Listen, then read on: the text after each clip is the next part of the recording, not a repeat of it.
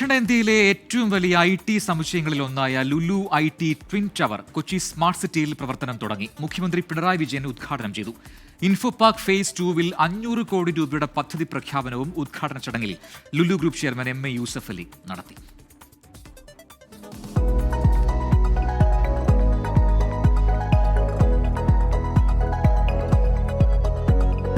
A big round of applause.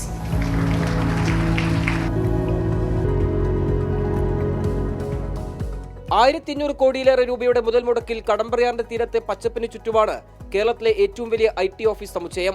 12.74 ഏക്കറിൽ 30 നിലകൾ വീതമുള്ള ലുലു ട്വിൻ ടവറുകളുടെ ഉയരം 152 മീറ്ററാണ്.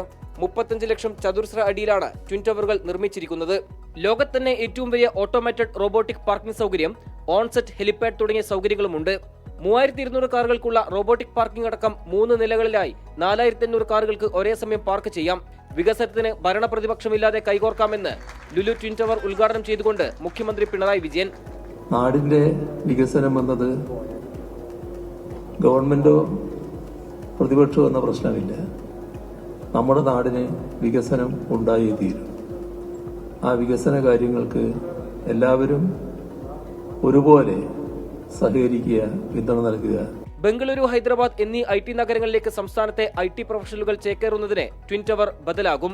സംസ്ഥാനത്തിന്റെ മാത്രമല്ല ദക്ഷിണേന്ത്യയുടെ കൂടി വികസനത്തിന്റെ മുഖമാകും ട്വിൻ ടവർ. സംസ്ഥാനത്തിന്റെ IT ഹബിലേക്ക് ട്വിൻ ടവർ കൂടി കടന്നുവരുന്നതോടെ വൻ അവസരങ്ങളുടെ വാതിലുകളാണ് തുറക്കുന്നത്.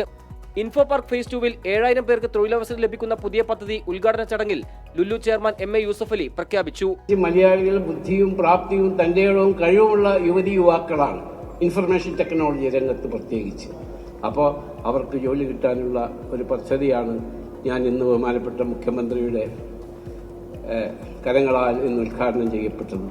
ഇത് നല്ലൊരു പ്രതീക്ഷയോടുകൂടിയാണ് തുടങ്ങുന്നത്. ലുലു ട്വിൻ ടവർ യാഥാർത്ഥ്യമായതോടെ കൊച്ചി സ്മാർട്ട് സിറ്റിയിലേക്കും പുതിയ സംരംഭങ്ങൾക്ക് വഴി തുറക്കും.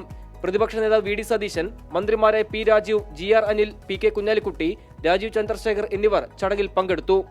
നിതിൻ അംബുജൻ, 24 കൊച്ചി.